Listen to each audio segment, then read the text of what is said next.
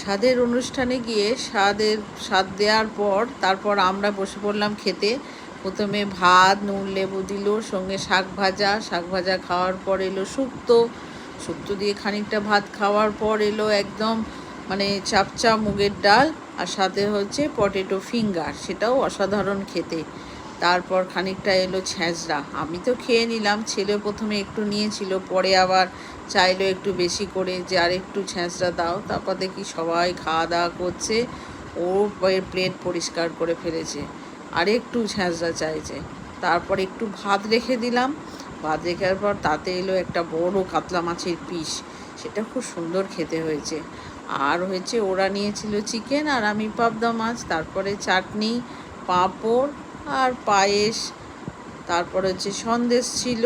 তারপর খাওয়া দাওয়ার পর আমার ছেলে হাত পাতলো পানের জন্যে, পান নিয়ে নিল, হয়ে গেল। তারপরে